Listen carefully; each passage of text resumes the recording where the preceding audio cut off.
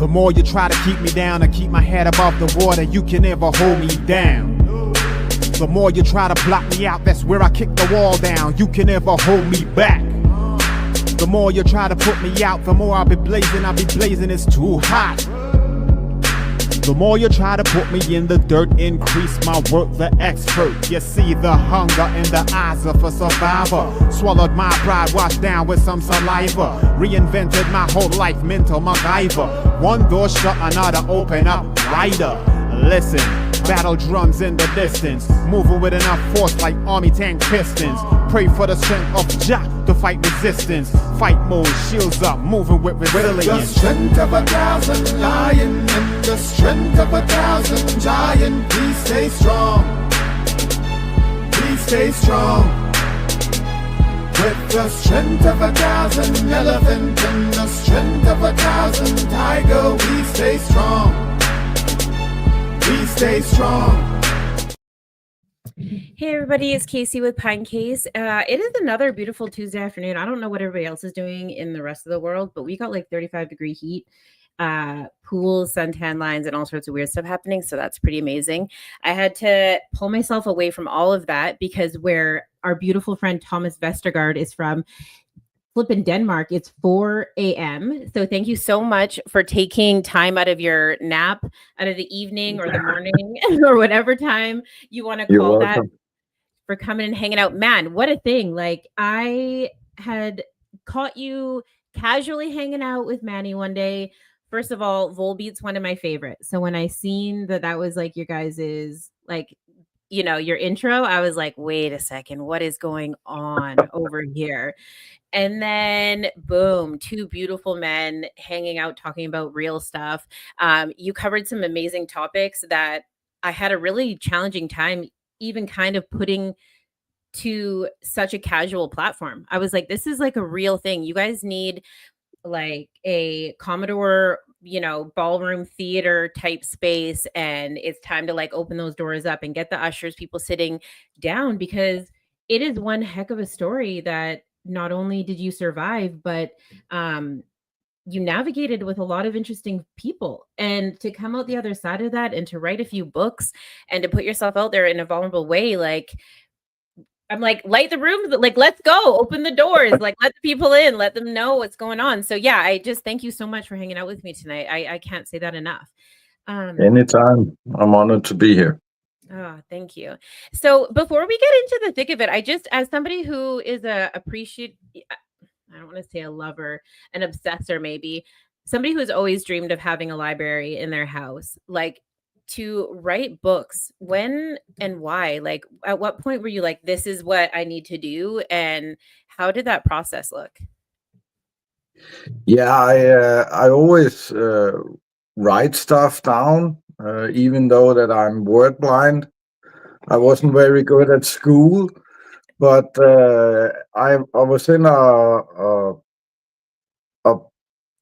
broadcast in Danish television about my past life. And after that, a lot of people told me, you have to write a book about it. It's too interesting. You have to put it out there. And that was why I wrote my first book. And it's kind of like my testimony. Yeah. And then I wrote a second book because I had in 5 years, I held over 500, no, sorry. In 5 years, I held over 300 lectures. So, and many of the questions, they were the same. So I started writing them down and answering them, and that became the second book. And the third book is poems that I also make videos about them sometimes, but I set feelings and thoughts on old traumas and try to put it on paper. And writing about my life, actually getting it out of my head and putting it on paper, sometimes actually feels like all the trauma is going up my arm and down on this piece of paper I'm sitting writing on. And it feels great to get it out of your system, and having a finished product you can have in your hand and say, This is my story. If you can use it for something, take it. If not, leave it. And that's amazing, I think. That's so beautiful. Well, I mean, we talk about cognitive therapy and all these other therapies that, you know, are great when you're in recovery. And so to have something that is just for you, you don't have to go and outsource this stuff, that you can provide yourself with a little bit of comfort and to move through some of your things on your own as an individual, I think is a really powerful thing, to be in a position where you're like, actually, this not only is it like giving me a purpose, but it's also making me feel amazing and letting me walk through some of this stuff, because, you know, without that, I don't know where we would be. And I don't want to say that, you know, without support and this and that, because there's a ton of amazing people that we have in our lives. But when we can create our own comfort and our own therapy, like, that's a pretty powerful thing. So congratulations on your books. The poetry thing is actually really, is really neat to me, because a lot of, you know, I don't want to say a lot of men don't really talk about poetry, but I think it needs to be talked about more. You know, we talk about music and maybe that's but yeah, that's really neat. Well, next time we're gonna have to get like a little bit of an excerpt next time, and we'll do a little reading or something. That'd be so neat. Yeah, we can do that. Yeah. So how'd you get involved with lectures? Like 300 lectures later is. Yeah, I was actually lucky because I had some lectures. I started telling my story at 12-step meetings, and it became more and more. I got invited to other meetings. They wanted to hear my story there, and other 12-step communities. And then one day I was at the local library, and they had a notice on the door that said if any local people had a special story or something, a passion of theirs, they could hold a lecture there. And I thought that would be nice. I'd like to try that in the same city when I've been running around like an idiot, scaring people and stuff like that. So I thought that was a great idea. And luckily a lot of people were interested in what I had to say. So that was the start of it, and then it just expanded. There was a company that was making a kind of lectures for schools about racism and the gangs. And they contacted me, and they wanted me to be a part of it. And that's why it became so many lectures, because they were funded by the government, and we were at many schools, sometimes several times a day. And it was kids from I don't know, 12 years old to about 18. So the range was big. And it was so popular. It was only supposed to be for 6 months, but it stopped after 3.5 years because it was so popular. And we also were at schools and anniversaries for health workers and even the police. Sometimes 2 times we got in prisons to hold lectures for inmates with longer sentences. So that was awesome to be a part of. But because of my PTSD as well, I knew that it was gonna be hard. And I was actually at the hospital 2 times with stomach ulcers because of it. One time I was almost after the lecture, I was committed to the hospital just after because I was puking up blood. So it took a toll on me, but I thought it was necessary because something like this just fell in my lap, and I couldn't let go of it. I had to finish it, and I did, and I'm proud of it. My body's aching a bit, but yeah, I did it, and I'm proud of it. And a lot of people got some good information out of it. So Because there was a time where you wouldn't, I mean, I'm not that dark, but I mean, you wear a lot of different and shed a lot of different titles in your life. I mean, you have some beautiful patches on you right now, right? And I'm sure yeah.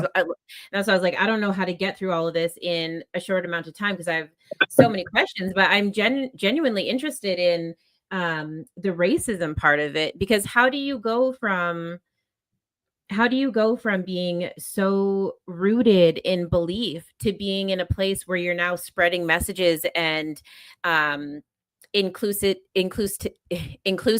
and all this unconditional love? Like, how do you get from like one standard that's so for sure to this other one that's just like so much love and support and understanding? Like, how does that happen?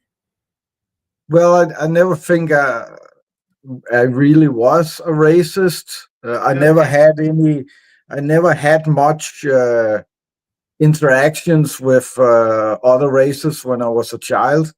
I Mm-hmm. remember there was a Arab girl in my parallel class, and nobody really spoke to her. She never showered, so she smelled real bad. Yes. And that's the only interaction I had with her, or with any other races at that point. And almost everyone where I grew up was white, and the my friends and my father and my family, many of them were very racist. So that was just the way I was raised, I guess. And also my father, he was a violent alcoholic. He sold the weapons to bikers and skinheads when I was a child. So that's why that was kind of normal for me, that environment and those kind of people. And when I chose to be an active part of it, it was more because I hated myself. I couldn't live with that. So it was easier just hating everything I didn't understand, people that was different than me, and people I was afraid of even. Yeah. And for me, that was also a lot easier because I didn't have to take any accountability for my own. I could just blame everything. And also that environment gave me a purpose in life, something to fight for. And it was, for me, it was not it was easy because it was very similar to the background I had, the way I grew up with my family. Just shut up and do what you're told, or there'll be consequences. So I felt safe in that environment because it was so similar to my upbringing. So I didn't see it as a harsh environment or anything extreme. It was Right. just it felt natural. Uh, Deep down inside, I think I realized that it wasn't good for me, but it was necessary and more important for me to feel safe.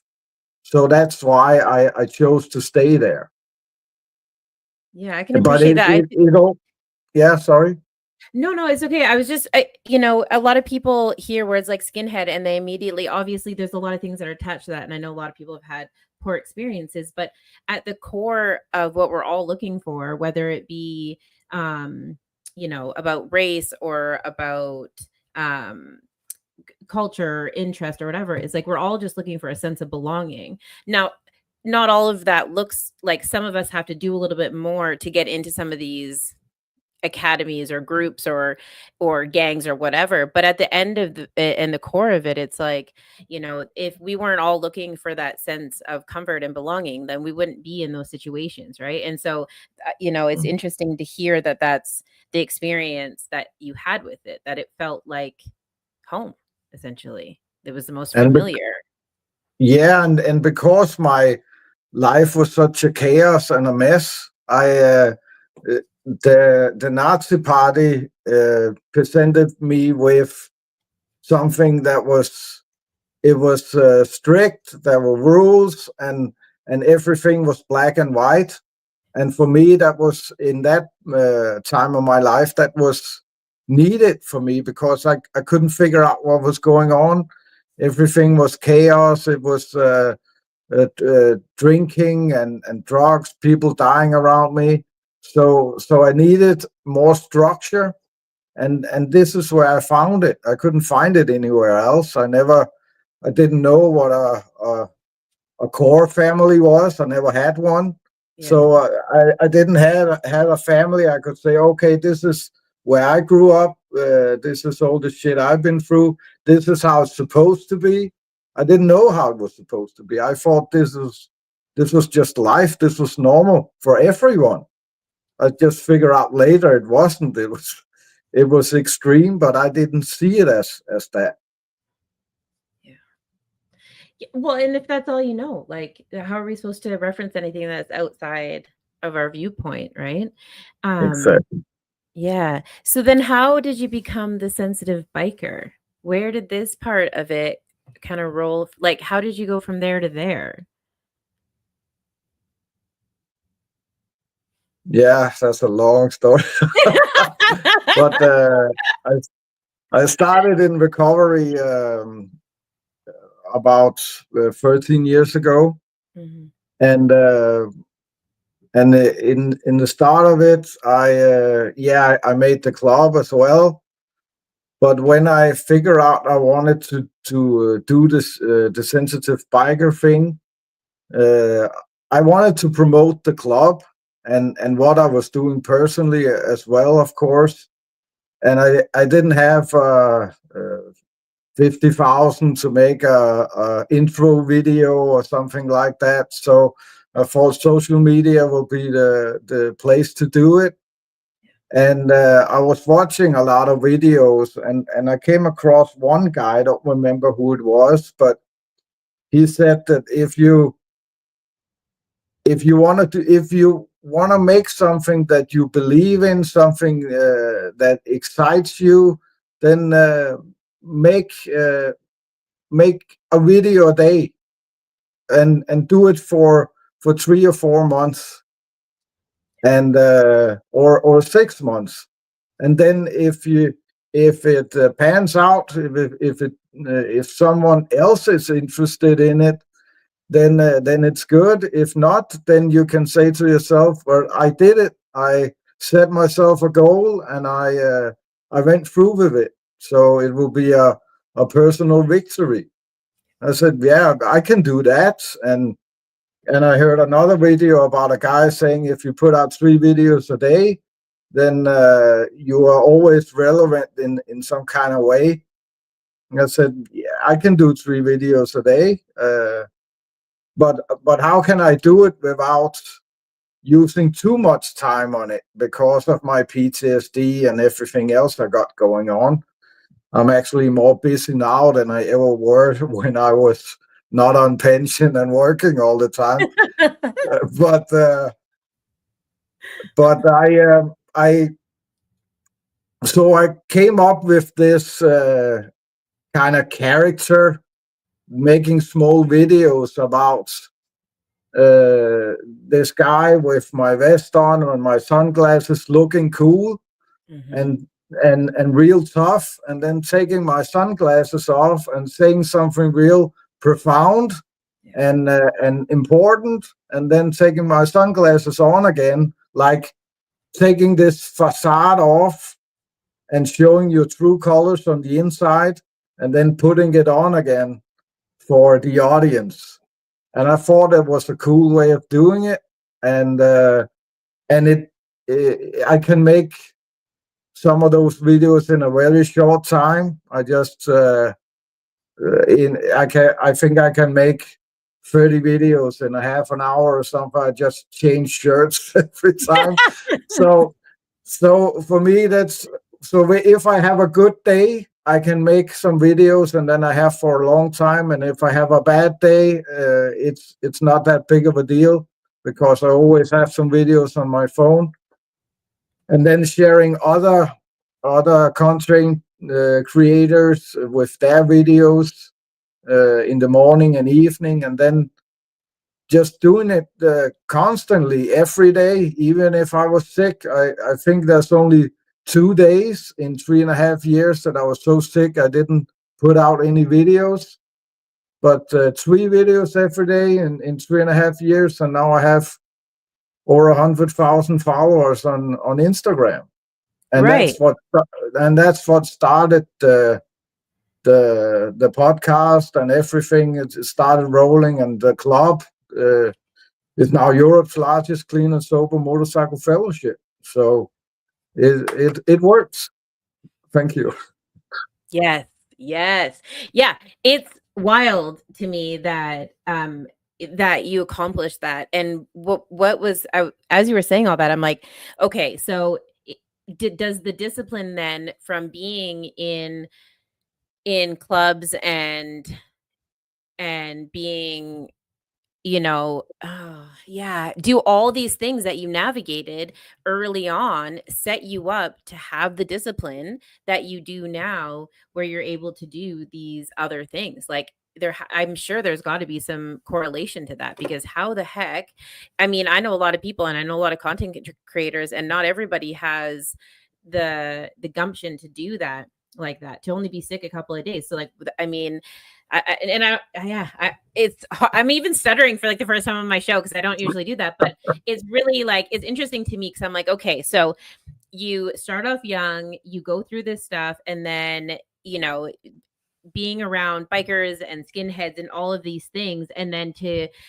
we all grow up a little bit later on and decide to give back to the community and to represent the sober community and recovery and all these things, and to do it in such a big way. Like, I mean, yeah, that's one hell of a journey. So during this journey, you survived a bit and you thrived a little bit, because I can't imagine that you went through all of these things. And I mean, you don't have to share all of it, but I'm a little bit curious to know, like, where the PTSD is coming from. Yeah. So how do you get from here to there? Yeah, to ask the first thing you said, to answer that, there's actually, I can see now that a lot of the things I learned as a Nazi, being in the leadership and making the newspapers, writing articles, holding speeches, they called me Little Goebbels because I was very good at holding speeches. I could get the whole crowd up. I know when to slow my voice, when to speak loud, when to be quiet and wait for the audience. I learned all those things, and I think that's some of the good things that I can use now in a positive way, like promoting the club, doing what's necessary, looking ahead. If I do this, what's going to happen next? And I think that, so it's, even if I've been a Nazi for 16 years, it's not all bad. I learned things I can use today. And because of those things, I am now the international president of Europe's largest clean and sober motorcycle fellowship because of it. So I can't say everything that happened were bad, but I was in a bad place, but I still learned a lot of things that I can use in my life and helped me to get where I am today. And the PTSD, I think it actually started when I was a baby, because I was every adult always said, "Oh, he's such a nice kid. He's always quiet. He's playing with himself, and he's so adorable." And when my little brother was born, he's 3 years younger than me. They didn't realize that he had a hearing disability before he was over 3 years old, because they just thought he was like me. But he was like me because he couldn't hear anything. And I was like this because I wasn't safe in the environment I was in. I couldn't trust my parents, and I couldn't trust the energy there was in the household. So I was also very quiet as a kid, and I never knew when I got older. I didn't knew what how my father was when he got home from work. If were he drunk, was he angry? So I was always aware of everybody else's feelings and signals. So I'm like an antenna child. And my mother, she never showed any emotion at all. I don't remember her ever saying any kind words or showing any loving emotions or anything. I always remember as this statue that was always there, but not there at the same time. Yeah. So, and I know today, of course, that was because of her traumas from her childhood. Yeah. But I needed a little more. And when I got to school, then I got bullied a lot because I was quiet and I kept to myself. And that works at home with an alcoholic father, but it doesn't work at school. No. So it had the opposite effect. And when I got to be around 12 years old, my parents they got divorced. I went with my dad because I'd rather get beat up than ignored. And there was an incident in school where I was bullied a lot, like I said, and one time I just got enough, so I beat up one of my classmates, and the bullying stopped. So for me, that was kind of, I can use violence to get what I want and to have people leave me alone. So that became my reality. That became my way of solving my problems with violence. Because that was the only time that I can ever remember that I got what I wanted from a situation. And of course, living with my father in bars and drinking a lot. I got my first motorcycle when I was 14. Wow. And I had my first sexual experience when I was 14 as well. I was raped by a woman that was 37.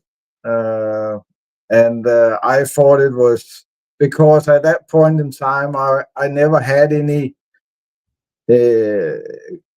good feelings or emotions inside me. Everything was just black. Yeah. So this was the first time I felt something nice. And I confused it. I confused sex with love. And that became one of my... So. Sorry? I said understandably so. Like, yeah. Yeah. Yeah. And it became an addiction for me also, like alcohol. And I even remember when I was 7 or 8 years masturbating. So it was something that was... there were signs that this was going to be a problem at an early age. Yeah. And being with my father, I started riding with some other guys that was my own age. We beat up a biker, an adult guy, because he was interfering in our way of doing things. And another group started hanging out with us and taking us out on jobs. So we became kind of their lookouts if they were gonna get money from someone, or someone owed them money, or they needed to get a hold of a guy. Then we would just hang out at his place till we got home and call them. Or if they have to break in somewhere, we would look out if anybody was coming. And I saw some people there that owed money, that got their fingers cut off and throwing in the toilet. And that, of course, were violent, but But for me, it was I was used to it. So, of course, it was more extreme than what I seen at home and other places. But I didn't have nowhere else to go. It was the only place where I felt I had some value. So I stayed, and all the other young guys I was with from the start, they kind of they left because it was too much for them to handle. And I didn't have a choice. I didn't feel I have a choice, so I stayed. And at one point, these guys, they think some of them starts a rumor about me talking to the police, and a couple of guys, they get picked up for something they did long ago, and they think I did it. I talked to the police about it, so they drive me out to a barn, duct tape me to a chair, and put a helmet on, which also has duct tape, so I couldn't look out. And they peed in the helmet before, so it didn't smell very good. And they beat me with baseball bats and burned me with cigarettes for, I think it would be a couple of hours. And when they were finished with me, they two guys, I could feel they were standing on both sides of me, just smacking the living shit out of my helmet. And I could feel all these electricity just going down my spine, and it hurt so bad that I threw up. And because the helmet was very small, it couldn't get out, so I almost choked in my own vomit. And I thought I was going to die there. I thought this was it, it's over. But I woke up and I wasn't tied to the chair anymore, but I had the helmet on. I took it off and I could see some light. There was dark everywhere, so I could see some light under a door. And I kind of crawled over there and turned on the light, and I could see where I was lying. There was this pool of blood, and I was kind of like dragging it all the way to the door. And I got out. I stumbled out, and I got down this dirt road, and those guys who beat me up, they were sitting bragging about it in a bar, and some other guys I knew, they heard it and figured out where it was, and they came and picked me up, and they kept me in an apartment for a couple of months, because back then nobody wanted to go to the hospital unless something fall off. Yeah. So so they nurtured me back to health, and found out that the guy that did talk to the police, that was one of the guys that helped beat me up. He was And the one. Whoa, yeah. whoa. What? And he disappeared. Some say he was. I bet He he fucking disappeared. Yeah. So some say he moved to Thailand. Some Sure. people say he got concrete feet and thrown in the ocean. But Yeah. I I'm gonna go don't with know. probably like crab bait. We call that Yeah. we call it crab trapping back home. Yeah. Yeah. So yeah. So that was traumatic, and that was the time where my personality got really black, and I decided to be a Nazi after that. But actually, before I met up with some of these guys I knew back from the start, the younger guys, Yeah. and some of them were after we split up. Some of them were gotten to be hooligans and skinheads and stuff like that. So I hang out a lot with them, and they talked about these Nazis and how they thought that this was the way to go. But we had a lot of fights with immigrants, and I remember sometimes they would just call each other up and says, let's do this, and meet at a football field at 3 o'clock at night with clubs and knives and chains, and just beat the living shit out of each other.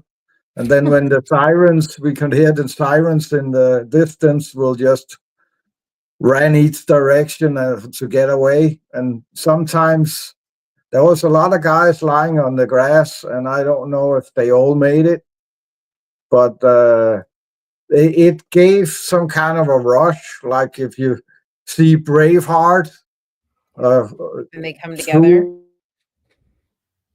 3,000 or 4,000 people just rowing and attacking their enemy. So that became a fix as well. Yeah. And I couldn't place the anger I had inside, so I had to put it somewhere. And yeah, that's what I did.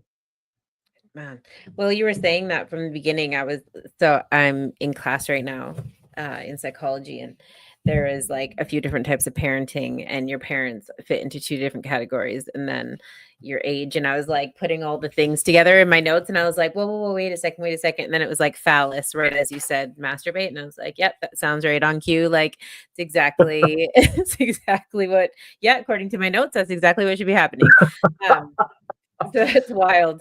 Yeah, that's, first of all, congratulations on your life, just being here. A lot of people don't get to survive that kind of stuff, you know? So wow. I knew I'd be speechless for this one because I kind of knew what I was getting myself into, but I don't think that I was quite ready for that story. How do you, like, what happens after what happens after that? Like, you decide to stick with that lifestyle? Like, I'm kind of curious to know when the rubber met the road and you were like, okay, you know what? We're done with this. Where's the enlightenment? I know fellowship is something that's in your life. I'm personally not super religious, but I'm kind of curious to know, like, now. So, because that's one of many stories, I'm sure. But at what point, like, you started having kids and going through relationships as we do, and then what? Yeah, I think I have over 50 relationships with different women. I have 3 kids with 3 different women. And you don't learn how to be a good partner by sitting at the bar all day. It needs something else. But where I figured out that something was wrong was actually at a Nazi rally where we were about 200 different Nazis from different countries from Europe. And I remember I finished my speech, and people are clapping. They're standing on the chairs. They're cheering my name, and I just feel so alone. I feel really alone at this moment, and I don't understand why. I do now, but I didn't back then, because I knew inside of myself that I was just telling them what they wanted to hear. It was not really me that were cheering. And I realized that in another level. That's why I felt alone, that there was just a facade I kind of took on so I could have a place to fit in and feel safe. Because I was always afraid that they were going to figure out who I really was and how I felt inside. So that kind of stress that I had all the time, and feeling like I was a fake. So I was always, to prove that I wasn't afraid, I always ran first, and I always hit first in a fight, and I always shouted the loudest, because I didn't want anyone to figure out that this was actually how I felt. So I did everything I could to kind of hide that fear that I had inside, and I would. living a lie that is that takes a toll on you. Yeah. Oh yeah, I mean the stress, the heartburn, the diarrhea, the constipation on the flip side of that, you know what I mean? Like the Yeah. yeah, the lack of appetite, the overeating, the overcompensating and the self-medicating and oh my goodness, like trying to live in a space that isn't true. I mean, I haven't had to do that for very long periods of time, but I can't imagine what it would be like being in that space. I'd imagine a lot of famous people go through that similar feeling, right? Where because I can absolutely understand why like I would 100% be a racist if someone's going to pay me heavy cash and I'm going to be famous. Like, Mm. and I don't mean that in a real way. I just mean like, you know, aside from being a complete sellout to my values, I don't know, maybe I would be a sellout to my values. Do you know what I'm saying? Like a lot of people, for a lot of people, like it would be an easy way to go. Like here are these 13 rules that you have to live by. Some of them aren't ideal, but 10 out of 13 ain't bad. These three over here, just ignore those.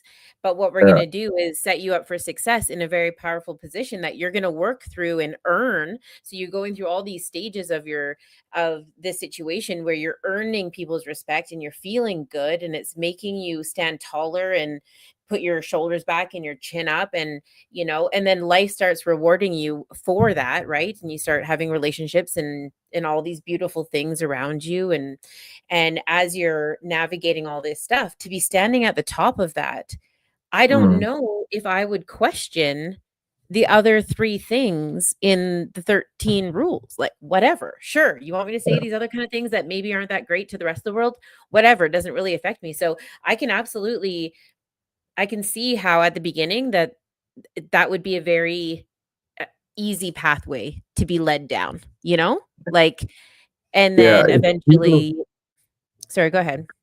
yeah, people don't change unless there's a consequence for their actions.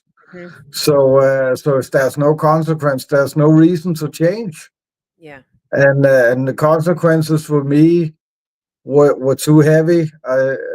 I was second in line. I was to take over this Nazi party and be the lead figure.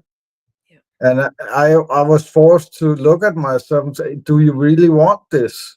Yeah. You see how it broke down the former guy, Yeah. and is it really something you believe in? Do you want to be a part of this for the rest of your life? Is this the hill you want to die on? And I figured out that it wasn't, because it wasn't me, but it was hard to break off, and that's why I believe in a higher power, because uh, my whole life fell apart in that time, and it just pushed me in that direction. I had no control of it. I just had to go with the flow, and everything was chaos. But I got out on the other side and got rid of it all.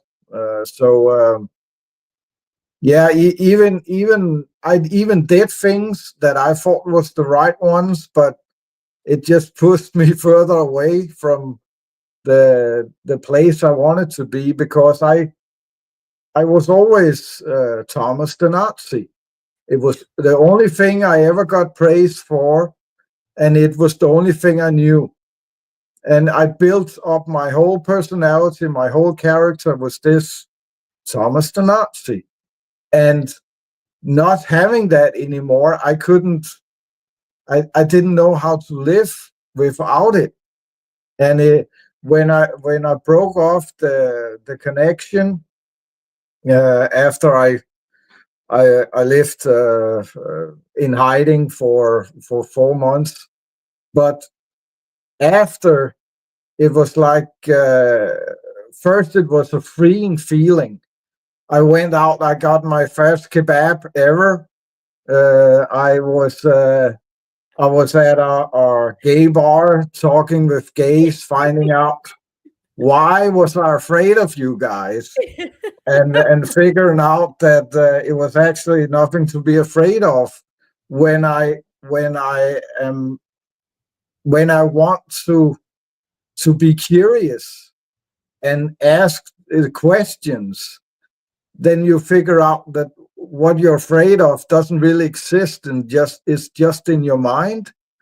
And for me, that was also a toxic feeling, and I wanted more of that. And I also had sex with an immigrant, and I had contact with a guy that changed gender, and all these things. And I got my hair cut by a guy from Palestine, and it was a whole new world. But at some point, I realized that, damn, now you're not Thomas the Nazi anymore.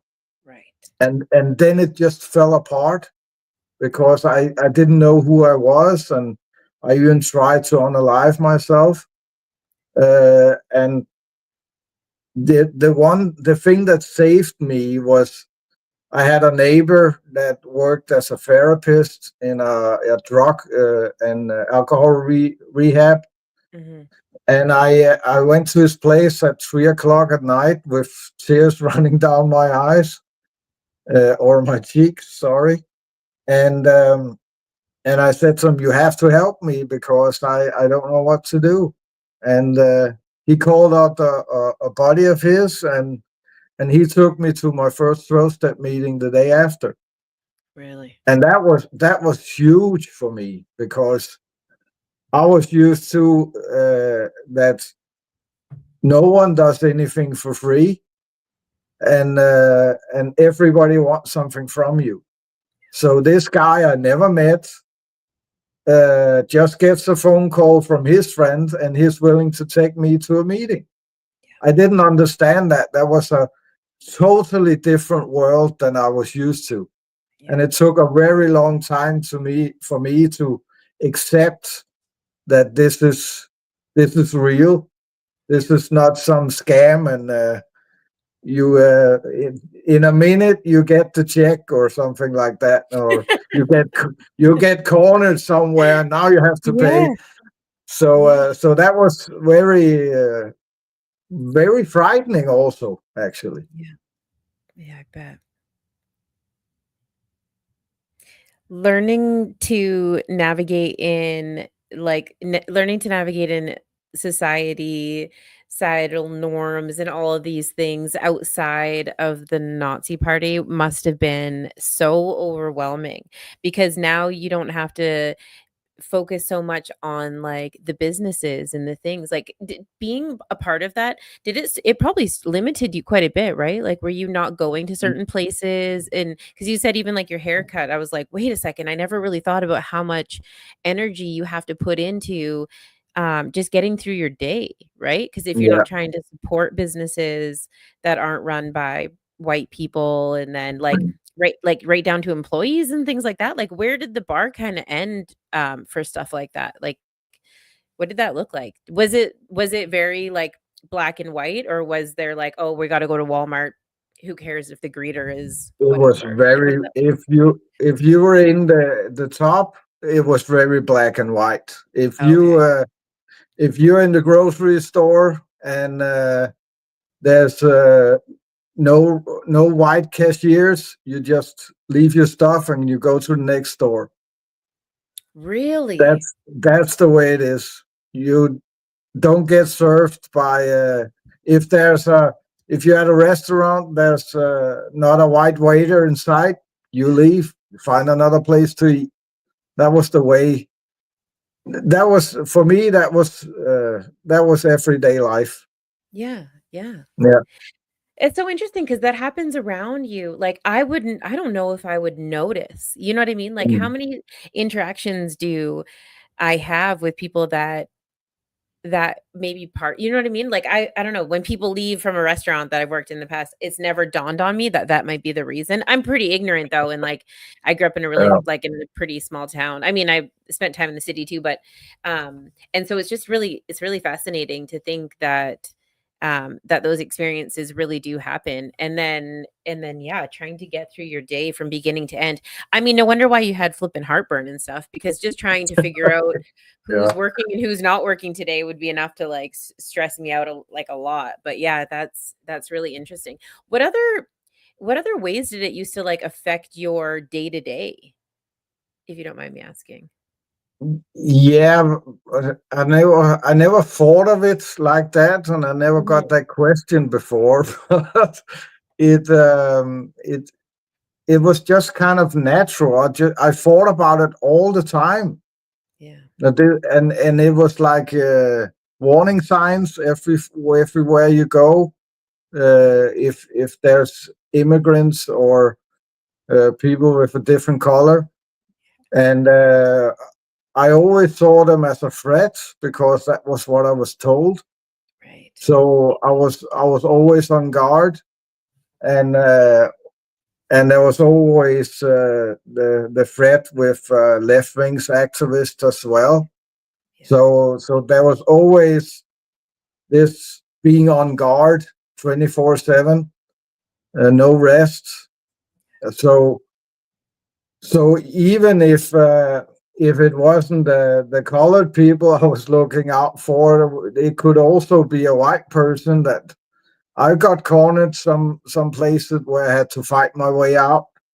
So it's some of the traumas is always there still when I'm in a train car, or even if I hold lectures from small kids, I look at their faces and to kind of scan them, see if there's any threats, and I don't even think about it. It's just I do it naturally.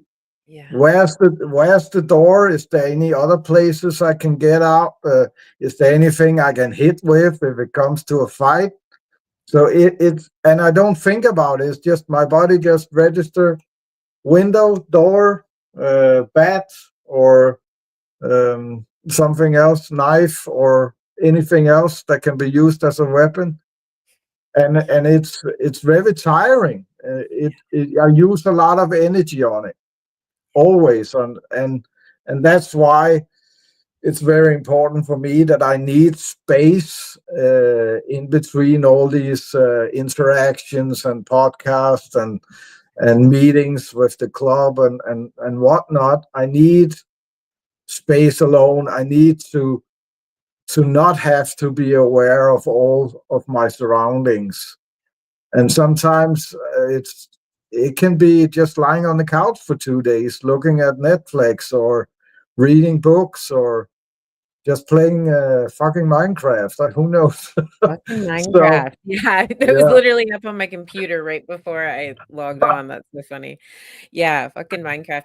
I think that's the best description of being a mom in the first like year, in that like first, I Mm, would say 6 months, that first 6 months. For some people it never starts, and for some fathers that's about when it starts, when you guys start like, okay, you got to pay attention to the sounds in the cupboards and the this and the that, because it's not just women that do it, it's the men too. But that first 6 months of just having a baby, that's that turned on alert, paying attention, what back against the wall because you want to be able to see the entrance type of shit. Like we just can't turn our brain, or as a mom I can say, like you just can't turn your brain off. And when yeah, I mean, frick, 9 hours of that even is like mm, having a 20-hour shift somewhere. Like it yeah. is exhausting. So to be like that all the time, I mean, I have the luxury obviously of a two-parent household, and we got a ton of family and support and love. But to be like that just on my own all the time, like I can't. Yeah, that's a lot to fucking deal with, man. But also, how I would be skeptical too. I would be totally Mm, skeptical of everything and everybody, and like, is that somebody's kids? And like, why are you holding the door for me? I mean, if your whole existence is kind of reduced to the experiences that we have, which is true for you and I and everybody, and that's mm, also then limited again by the structure of the party, and and then reduced again because of your status in the party. I mean, the experience just gets smaller and smaller and smaller and smaller. So once you get to the other side of this, then what is the one thing that shocked you the most, that wasn't true to what you had thought? Like, was it the pride stuff? Like, was it the gays, or was it the immigrants, or like, what was was it the immigrant sex? Like, I'm so curious to know, like, what was the one thing that you were like, that wasn't fucking anything like I was told? Like, what was the one that had the biggest contrast? I think most of it. It's I realized actually that I indoctrinated myself for 16 years when I was a Nazi. I lived it, I breathed it, I fought it, I even thought that I believed it, and I think that I did at one point, because I had nothing else to believe in. Yeah. But I also think that it's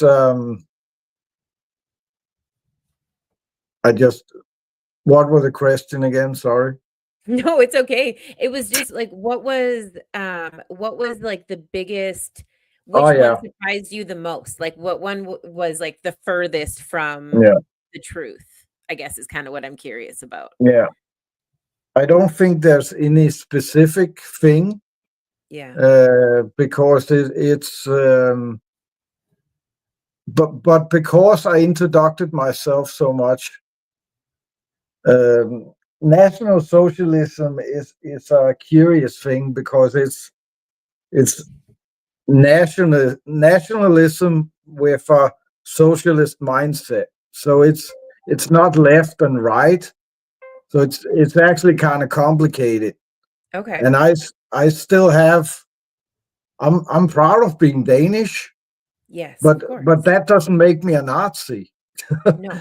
And I like. I think that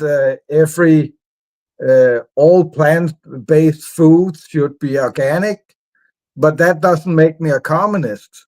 Right. So Yeah. so I'm a little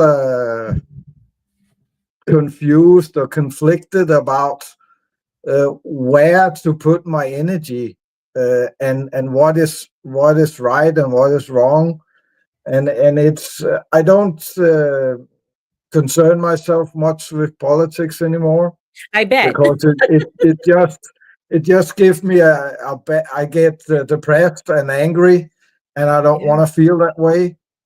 I don't even have a television. I don't watch the news, because if there's any episodes with immigrants, uh, I get this feeling from the old days inside, and I don't like it. I don't want that feeling inside me anymore, because I'm not that person. Yeah. So I don't want to trigger myself by getting angry over something I'm not a part of anymore. I was even asked to hold lectures about narcissism and racism, and I declined, Okay. because it will. I always tell the truth, Yep. and there's a lot of lies about it, and for people that doesn't understand, it can look like that I'm trying to defend something that I'm not interested in being a part of or Yeah. being associated with anymore. Yeah. And trying to explain something this complicated to people that don't understand, Yeah. they will. I don't want to go into that conversation, because I will always tell the truth, and it can quickly look like that I'm trying to defend that way of life, and I'm not interested in that. That that's not my, what do you say? It's not my fight, and it's not a message that I need to bring out into the world. I chose another one, and if that's a message that needs to be told, that needs to be someone else's job, because I don't want to risk the life I have now and I don't want to be in that position where I feel bad because he has the wrong idea. I know the truth, but if I tell him the truth, then he will think that I'm still a Nazi. And I don't want that label on me anymore. It's done. It's over. Yeah. So, yeah, but bad. it's, yeah. Yeah, But it's tough because it's I don't necessarily think, and I know I'm going to get a lot of flack for this, but like, I don't necessarily think that people completely understand what it means to be a Nazi. I think that it's so attached to this, which, in fair enough, but it's attached to this negative thing, and no one is willing to see past that anymore to understand that there was actually a lot of organization and we actually benefited a lot from it. And I know obviously the Jews are going to argue with this, and there's a lot of people that don't want to talk about it. And I'm also half Jamaican and yada, yada, yada. I mean, the conversation could go on and on and on. But the reality is that those things don't become successful for no reason. Right. And even some of the harsh things that happened, there was still a lot learned. And so I completely understand what you're saying. Like, if you have to go up there, even if you're talking about it in a general way, and you have to represent your story and how it was, how it affected and reflected this situation, it would be tough to be like,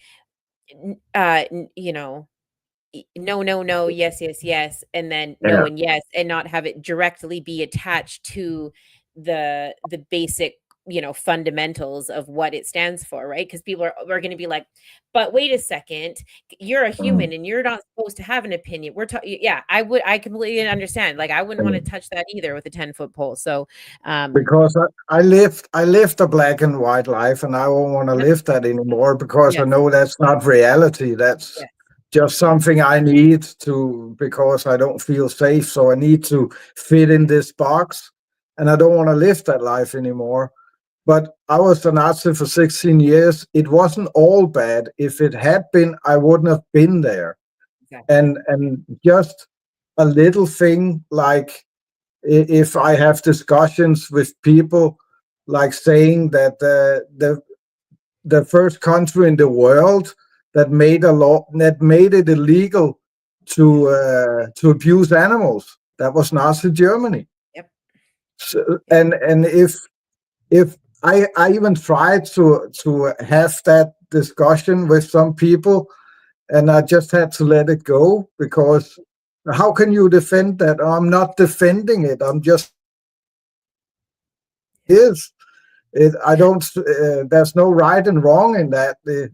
It's just reality, Well, listen, and it can be hard sometimes because yeah, yeah, sorry, I didn't mean to cut you off, but yeah, I agree with you. I mean, I'm yeah, a student of psychology, and literally, I mean, most of the things that we understand, there's a ton of theory, but anything that has any sort of tangible evidence or any sort of backing, like, we can absolutely attribute that to the medicine that was practiced. And I know people can have their opinions. I don't give a shit. That's just the truth. I mean, you can't get yeah. around that. And so, yeah, I yeah.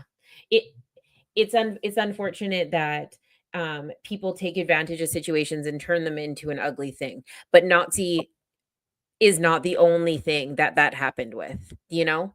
Like, Mm. too much of anything can be really ugly. Too much of, I mean, that was an extreme case. We glorify it a lot, and it is really over talked about more so than some of the other situations. But I mean, AA, if you take that to the extreme, it that could also be just as harmful, you know? Like, there's so many Of things that course. happen that it's like, yeah, it's just the I mean, even the symbol, right? Because it stands for brotherhood, and it came from like Egyptian symbolism from like way back, which is kind of ironic, but it's like, of course it did, because it was it was never meant as like this killing machine that people associate it with, you know? I think when we think of it, I don't know why I immediately am like gas chambers, but I know better, and I'm not that ignorant, and I know that there is a lot more of history to that.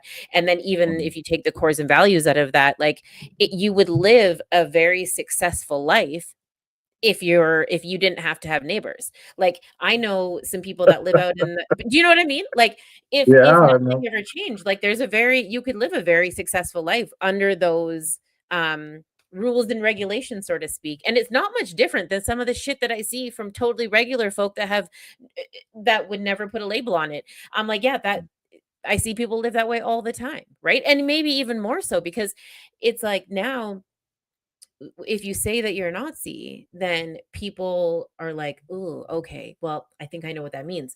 But I see anger and hate and disdain and all these other things come from people that pretend to not be associated with that at all. Whereas, like, those things we associate with Nazism, but the core values and beliefs actually doesn't have anything to do with any of that. So, Mm. I But think it's I think it's always also important to see the psychological thing about it, because if I had grown up, I grew up in the country. If mhm, I had grown up in Copenhagen, the biggest city in Denmark, yeah, I might have been a left-wing activist, right. or I could have been a Christian extremist or something.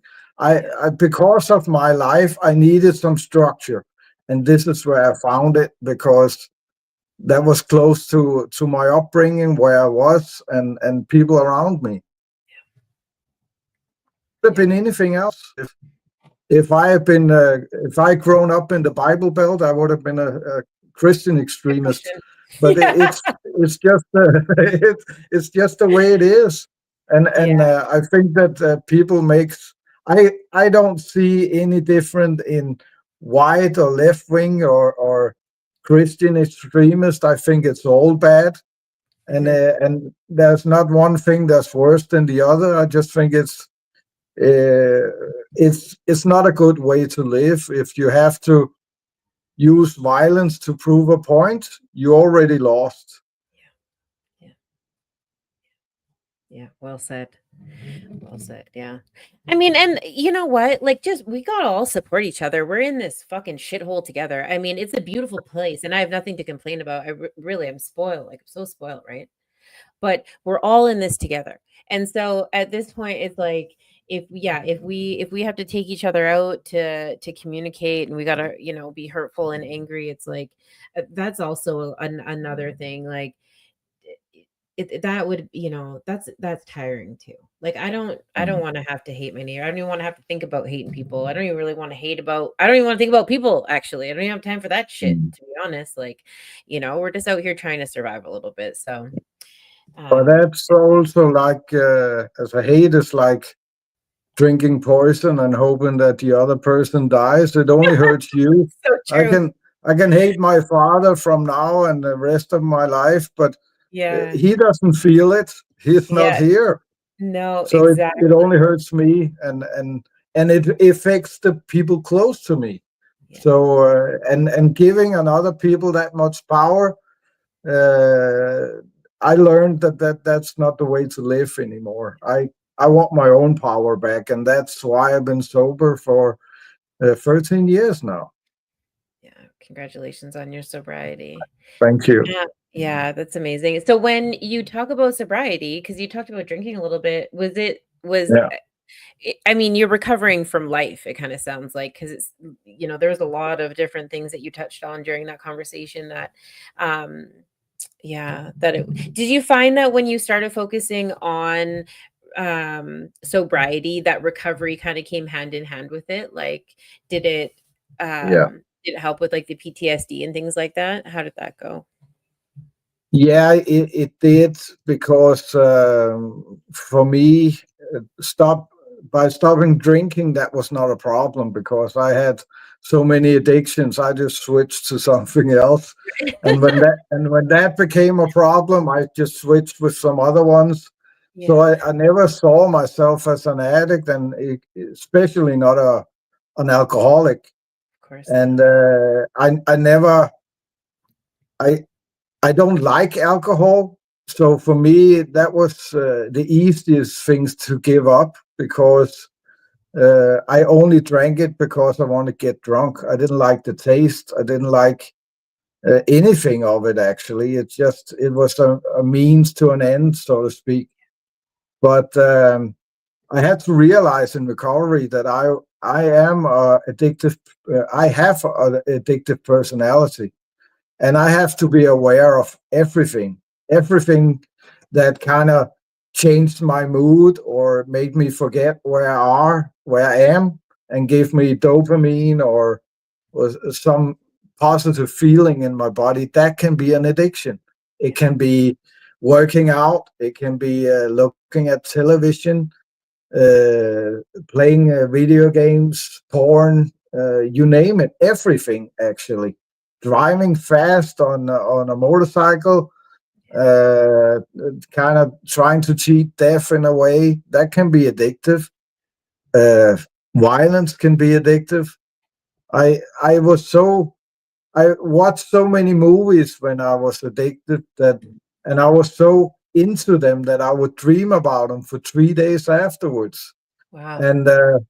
And you could burn down when I was watching a movie, you could burn down the house around me. I wouldn't notice. I was gone. Like it was my fix. And so I have to be careful with everything, because everything can be too much and can push me in a wrong direction in life. And that's the consequences of the lifestyle I had, and I just have to live with that now and be aware of my habits all the time. The first time I had ulcer because of drinking, I was 15. So it's and the hardest addiction is sex addiction for me. It's hard for me still sometimes. Mostly it's not a problem anymore because I have a good girlfriend that's just as horny as I am, but Oh, it's perfect. Yeah. but it can be a problem, and for many years I thought there was something wrong with me, but by working with myself I find out that there's a difference between a guy that wants to have a lot of sex and being addictive. It's not necessarily the same. So just because I want to have a lot of sex doesn't mean that it's still a disease. It's so you just have to find your own way in it and live with it, because you can't fix everything. And for me, it's the hardest thing to live with now is actually that I still get emotional flashbacks. I had flashbacks where I actually saw my past with my own eyes. That I could kind of hit people or try to kill people that I was close to because I thought there was someone else. But I don't have that anymore. That kind of disappeared in my recovery, but I still have things that can happen, and my emotions get torn back in time to a moment where something happened, and it can be something my girlfriend says or a friend say or anything. Actually, a similar situation in town with cars and people that just remind me a little too much about something back in the day, and that kind of freaks me out sometimes, because it's not some when it comes over me, I have no control. I just have to roll with it, and that kind of, and having that feeling of shame afterwards, that's really hard. Especially some days ago, and it happens when I don't get enough sleep, when I don't get proper food, and I don't drink enough water, and I don't take care of myself. I don't work out. When I don't take care of all these things, it happens more. So it's very important that I take care of myself. But because we're getting married on Saturday, Oh, yes, congratulations. thank you. 60 people from half of the club is going to be here, family, Beautiful. friends, and I want everything to be perfect. So I hadn't worked out for over a month, and I don't sleep very well, and I hadn't got just eating fast food and drinking soda instead of water because I want all these things done at once. And then Sophia said something, and I was stressed and angry about something else, and then suddenly it just throws me back into something that's not even real. And Mhm. I slammed the outer door so hard, and it just splinters and glass everywhere. Yeah. And that wasn't my intention, but it happened. Yeah. And luckily for me, I have a girlfriend that doesn't use it against me, doesn't blame me, and just knows that I actually punish myself much more than she can ever do, and that's a blessing. But it's hard, and I have to realize that this is the consequences of my lifestyle, and this might be something that I have to live with the rest of my life. Maybe it gets better, maybe not, but especially not if I take care of myself. That It, that's primary. it's the biggest thing. Yeah, sleep is just as important as hydration and nutrition, and to the point where, there's actual studies right now that is talking about fetal alcohol syndrome, which is a massive thing. And they're like, well, yeah, it's from the alcohol, but it's actually more so from nutrition, lack of sleep, and Mm, lack of hydration with the mother. Now, that's kind of an extreme example, but when you put it into that context, it's like, wait a second, like lack of hydration, lack of nutrition, and lack of sleep can actually create disorders in your children to that extreme. mm. Okay, wait a second. So then, like, what is that doing to my body then? Like, because I'll, Exactly.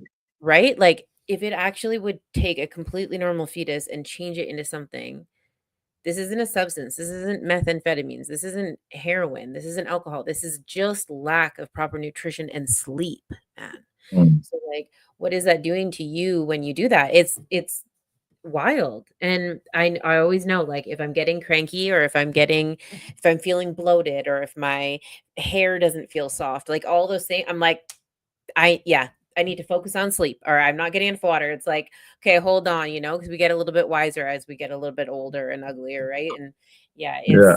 it's an amazing thing, but it's got to be one of those at the core basics. And some of us even struggle with that. I know a lot of people that are like, I just don't drink water, or don't understand the value of it, but I don't know. I talk about it a lot over here. I'm like, oh my gosh, you guys, like this is, yeah, sleep. It releases dopamine, and that's what it's actually why it's called Pinecase. Like it's literally named after the pineal gland, which is what causes your REM sleep, which is what allows you to function as a human being. It releases dopamine. And Yeah. since I am an ex dope fiend, made perfectly good sense, right? We highlight people that use their pineal glands to keep others out of a pine box. But Mm. yeah. Thank you so much for hanging out with me tonight. We're gonna Of get out of course. here because it's that time, but I know that there's so much more to cover. You got so much. I'm gonna keep watching you, and Manny doing your guys's, biker Yeah, podcast. and if you ever want us on or you want me back, I'm always available. Yes, absolutely. I know Calico's watching from the comments being like, yeah, we'll get him back in the calendar. So yeah, we'll definitely make that happen. I have more questions. I'm really excited to hear more about the club and your celebrations. Congratulations again on your wedding Thank you so coming up much. and all of that good stuff. You said girlfriend, and I was like, oh, you're not going to be saying that for much longer. So yeah, that's really, really That's true. exciting stuff. Yeah. I gotta Yeah. use it when I can. Yeah. Yeah, you gotta, you gotta tap out with that this week. This Saturday, like this coming Saturday? Yeah. Yeah. Rick, wow. That's So amazing. 2 or 3 days. Yeah. Yeah, that's amazing. Mm. Yeah, so thank you so much. Before we go, I just want everybody to know that Pinecase does have a warm line. It's available 24 hours, 7 days a week. We have our wonderful volunteers that will be on the other end of it. It is text in, so you don't have to call if you're not comfortable talking over the phone. It is 250-289-3948. Text your name, text your location. We'll get the resources that are from your city into the text conversation. If you want to call, go ahead. We'll do the same thing. As we're talking, we'll text message the resources into there so we can get you lined up with what you need in your community. We have amazing trained staff. Thanks for putting in the comments. We have amazing trained staff that work in crisis management. If it's a bigger situation, then you feel comfortable, you can always hashtag 988 is the National Suicide Prevention Line. That is for Canada and the States. Again, that's hashtag 988. Or for us old folks, it's pound 988. And if you guys are in an emergency situation, please call 911. If you guys want any sort of naloxone training, we are going to be uploading our official Pinecase video, so you'll be able to check that out on YouTube. But in the meantime, you can also use that same phone number to get us, and we will do them over the phone. I'll run it through you on video. We got lots of kits and lots of stuff, and I've been out in the community doing all sorts of demos. So please don't hesitate to reach out. Again, that's 250-289-3948. Calico, thank you so much for putting in the comment section. Thomas, thank you so much, my dear. I cannot yeah, no, the honor and privilege is all ours. My goodness. I knew that when I seen you and you were in the calendar, I was just like, this is going to be an interesting one for me. And I'm going to try really hard not to like stutter and hesitate and all of that stuff, because it's, some really big topics in there. But from my heart and my family to yours, I wish you nothing but love and all of the success and celebrations and the good stuff in life. So yeah, thank you for coming and hanging out with me tonight. Thank you so much. Always a pleasure. Yeah. Okay. Well, you guys take care of each other, stay safe, and we'll see you next Tuesday. We will. Bye. Bye. Please stay strong. Stay the strong. further you take my rights away, I'ma run to it, refuse to hear my voice. Speak loud when I spit it, but you don't get it. You just wanna be a side critic. See somebody else showing hate in the side of the road with it. Now how would you feel standing on the sideline and watch the color of a nation deteriorate over time? The flag real high, but compassion 6 feet below. Now you're searching for that justice that decided to never show. Deny my place, I'm back with a trace. Keep up the pace, tight lace, game face. Get back in the race. Whatever they did could never be undone. Every dark night ends with the rising of the sun. Squandered every wealth that's built from the mud. Squandered every wealth that's built from the blood. Squandered every wealth that's built in chains. Stolen from the ancestors running through my veins. With the strength of 1,000 lion and the strength of 1,000 giant, please stay strong. Please stay strong. With the strength of 1,000 elephant and the strength of 1,000 tiger, we stay strong. We stay strong. We stay strong. I can see, run to the light at the end of the tunnel winner. We stay strong. I can't breathe, we're gonna get oxygen without the justice system. We stay strong. And I know, gotta keep my head together. We stay strong. Don't doubt me, please don't doubt me. We stay strong. Tell me how can we be strong if we still shooting? Tell me how can we be strong if we still looting? Tell me how can we be strong if we still hating? Please tell me now, please.